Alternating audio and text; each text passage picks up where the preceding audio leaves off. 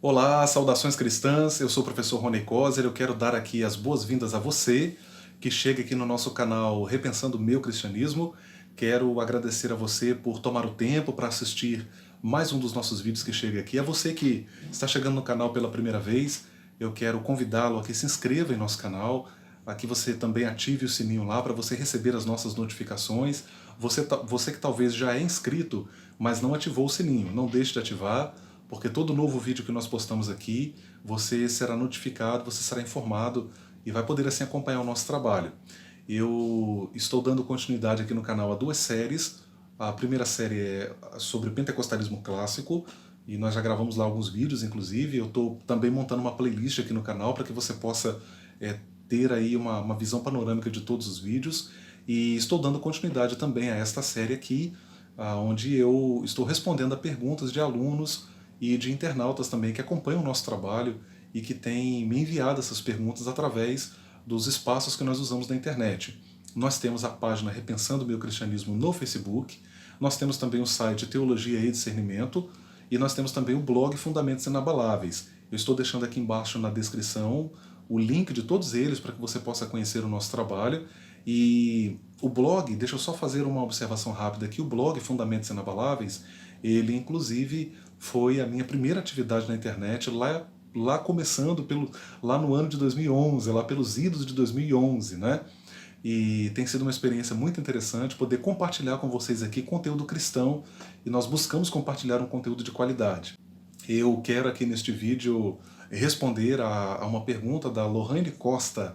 Lohane Costa, lá de Cariacica, minha amiga do peito, grande amiga, uma pessoa que me ajudou muito no projeto historiográfico do Departamento de Missões das Assembleias de Deus do Vale do Rio Doce e outros, e a Lohane foi a pessoa que me ajudou a transcrever as entrevistas, né?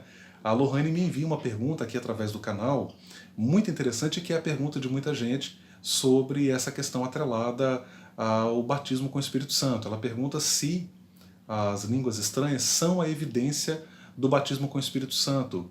E é uma pergunta muito interessante, e eu já começo dizendo que não existe uma unanimidade em torno desta questão no movimento pentecostal, até pelo fato de que o movimento pentecostal ele abarca várias denominações. Nós temos aí a Assembleia de Deus como a maior representante, mas é interessante que há várias denominações que estão debaixo desse grande guarda-chuva chamado pentecostalismo.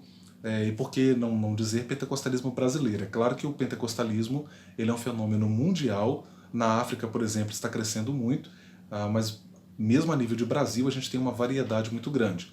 Então é interessante considerar que quando você olha para aquilo que os teólogos pentecostais clássicos no Brasil escrevem sobre batismo com o Espírito Santo, existe um certo consenso entre eles no sentido de afirmar, no sentido de ensinar que a evidência física inicial do batismo com o Espírito Santo são as línguas estranhas.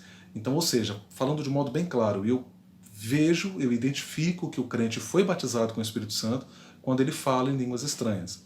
E esse falar em línguas estranhas pode ser glossolalia e pode ser xenolalia. A glossolalia, essa também também é outra questão, a diferença entre uma coisa e outra também é outra questão muito discutida, muito perguntada e que desperta muito interesse nas pessoas. A glossolalia é aquela língua falada pelo crente que não é estudada e que não é conhecida, é um idioma que não é um idioma humano propriamente dito. A xenolalia é quando o crente fala, é quando o batizado com o Espírito Santo fala, ou batizando com o Espírito Santo fala, numa língua humana, conhecida, estudada, mas que não é conhecida por ele. Ele fala de maneira sobrenatural, e na história do pentecostalismo existem vários relatos dessa experiência, evidentemente uma experiência sobrenatural.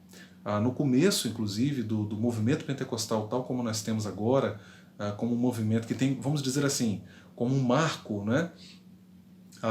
Os fatos de Azusa Street em 1906, lá em Los Angeles, nos Estados Unidos, você percebe que já no começo desse movimento, surgiram até algumas alas radicais do pentecostalismo, acreditando inclusive que não era necessário estudar os idiomas para se fazer missões, que chegando no campo, lá os missionários seriam sobrenaturalmente capacitados para falar no idioma dos povos evangelizados. Isso chegou a acontecer. Por quê? Porque essas manifestações começaram a acontecer. Então, o crente, ele, na experiência do batismo com o Espírito Santo, ele pode então falar numa língua não conhecida, glossolalia, e ele pode falar numa língua humana conhecida, mas que ele não conhece. Ele é dotado sobrenaturalmente para falar nesse idioma. Um detalhe interessante, esta experiência no entendimento pentecostal, ela se repete na vida do crente muitas vezes. Aliás, no pentecostalismo clássico, o crente ele é incentivado a pedir a Deus, a buscar de Deus a repetição dessa experiência, né? O próprio R.A. Torrey, que eu não estou seguro quanto a classificá-lo como um teólogo pentecostal, por assim dizer, mas ele próprio vai afirmar, ele próprio vai escrever isso, é muito interessante, dizendo que nós não defendemos um segundo batismo com o Espírito Santo, mas nós defendemos a repetição da experiência do enchimento do Espírito Santo, desse transbordar, vamos dizer assim, espiritual. Então, no entendimento possivelmente da maioria dos teólogos pentecostais clássicos brasileiros, o falar em línguas é uma evidência, e claro, isso não é apenas um entendimento de teólogos pentecostais brasileiros. Mas é preciso que se diga que isso não é um consenso, e não é um consenso nos últimos anos. Na verdade, desde o início do movimento pentecostal, já não houve unanimidade, podemos dizer, não houve unanimidade quanto a isso. Um detalhe histórico interessantíssimo, e quem inclusive menciona isso, ainda que ele não desdobre o assunto, mas ele menciona isso no seu livro, inclusive eu vou recomendar para vocês aqui, eu estou com ele aberto aqui inclusive, que é A Hermenêutica do Espírito, do Craig Keener. O Keener é um teólogo pentecostal norte-americano, tem vindo muito ao Brasil, e ele inclusive vai mencionar o fato de que o grande pioneiro, o ícone do movimento pentecostal lá de Azusa Street, William Seymour, ele teria atrelado como evidência do batismo com o Espírito Santo a questão da ética. Então, ao que parece, o próprio William Seymour não necessariamente defendeu essa posição de que o falar em língua é a evidência inicial ou é a única evidência do batismo com o Espírito Santo. E o Keener, nesta obra, A Hermenêutica do Espírito, publicada aqui no Brasil pela Vida Nova, a partir da página 121, ele vai justamente desdobrar essa questão mostrando que não há consenso. Ele chega a dizer, inclusive, que possivelmente essa não seja a posição da maioria dos pentecostais no mundo hoje, né? No Brasil, esse posicionamento é muito forte, conquanto haja denominações pentecostais ou carismáticas, como queira, que não abordem a questão do batismo com o Espírito Santo nesta perspectiva. Eu concluo, eu reconheço, eu aceito a verdade de que no livro de Atos está pressuposta uma experiência que deve se repetir na vida da igreja ao longo dos séculos. Eu acredito que Lucas está escrevendo Atos justamente para reafirmar a necessidade de que essas experiências se repitam. Então aquilo não é apenas uma narrativa histórica de per si, não é apenas uma narrativa histórica de alguém que está preocupado em documentar fatos do passado, mas ele está justamente trazendo fatos históricos de um período de 25 a 30 anos de história da igreja para mostrar que aquilo precisava, que aquilo de algum modo poderia se repetir ou deveria até se repetir na vida da igreja.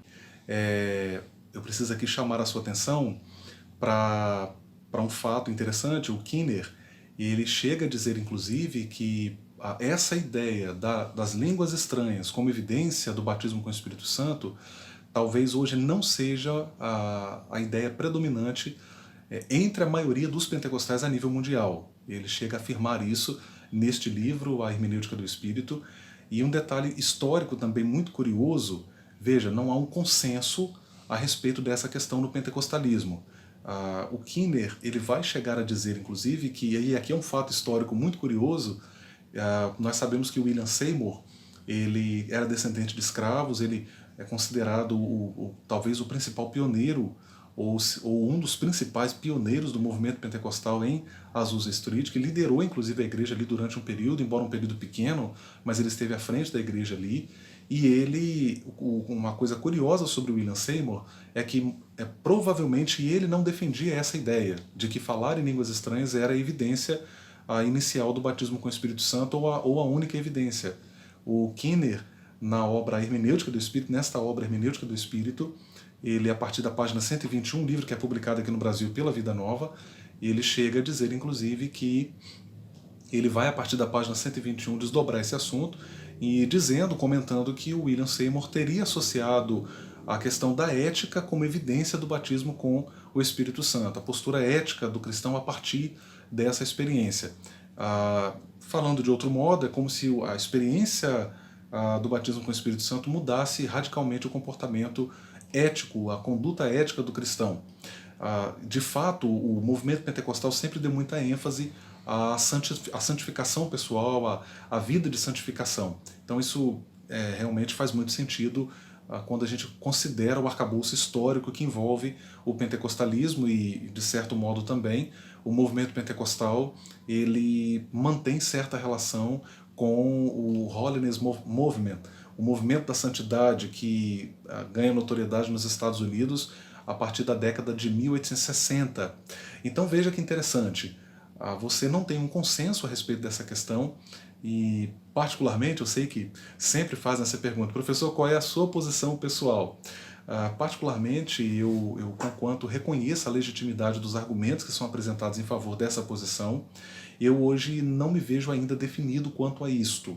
Até nós vamos ver que os teólogos que defendem esse posicionamento têm uma argumentação exegética até muito interessante, se baseando ali no livro de Atos. Eles vão dizer que a experiência do enchimento do Espírito, por vezes, no livro de Atos, ela aparece associada ao falar em línguas, isso não apenas no capítulo 2. Então essa experiência do enchimento ou do batismo com o Espírito Santo, ela está diretamente associada a isso. É claro que existem respostas contrárias, mais uma vez eu vou citar o Kinner, ele desdobra isso muito bem a partir da página 121 do seu livro A Hermenêutica do Espírito, mas para mim não é algo ainda conclusivo. É interessante que você percebe isso nas igrejas pentecostais por onde passei, sempre havia essa percepção, né? Poxa, ele não fala em línguas, mas ele é cheio do Espírito. Era até explicação para não contradizer a doutrina predominante, que é justamente de que o falar em línguas é a evidência, né? Mas ao mesmo tempo havia também um discurso de legitimação, por assim dizer. Poxa, ele não fala em línguas, ou ela não fala em línguas, mas ela é cheia do Espírito, porque a pessoa já apontava aqueles sinais, a pessoa já apontava aquelas indicações de que ela era cheia do Espírito e tinha uma vida dinamizada pela presença do Espírito, como é típico, né, da convicção, da crença pentecostal. Então eu estou aqui, na verdade, nesse vídeo fazendo mais uma análise descritiva do que apologética, vamos dizer assim. Eu não estou me posicionando em favor de uma posição em detrimento da outra. Estou apenas descrevendo o que vem sendo ensinado ao longo do tempo no pentecostalismo e, no caso, no Brasil, me parece que essa é a posição mais conhecida, né, que ensina de fato, pelo menos na minha orientação pentecostal, eu fui instruído dessa forma, de que as línguas estranhas eram esse sinal físico inicial do batismo com o Espírito Santo. Conquanto não haja consenso, ou um consenso geral a respeito desta questão, fica aqui a minha ênfase no valor dessa experiência. Eu acredito que nós falamos muito pouco sobre isso hoje, infelizmente. O movimento pentecostal clássico, ele tem doutrinas que nós historicamente chamamos de doutrinas pentecostais. Alguém, de modo muito preconceituoso aqui no canal, inclusive, falar doutrinas pentecostais, eu imaginava que as doutrinas eram bíblicas, né? Então a pessoa não entendeu que cada tradição cristã, ela dá a sua contribuição, e não é diferente com o movimento pentecostal. Nós damos ênfase a doutrinas relacionadas ao mover do Espírito, à ação do Espírito na igreja, e chamamos essas doutrinas de pentecostais, por assim dizer.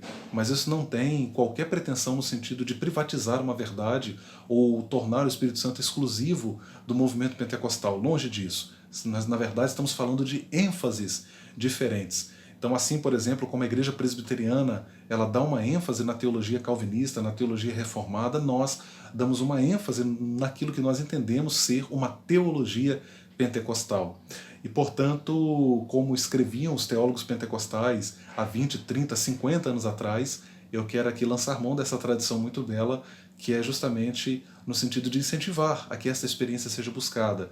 E como escreveu Torrey, mais uma vez citando ele aqui, que nós possamos ser novamente cheios do Espírito, não apenas uma segunda, uma terceira, mas quantas vezes mais o Senhor quiser nos encher. Deus abençoe sua vida.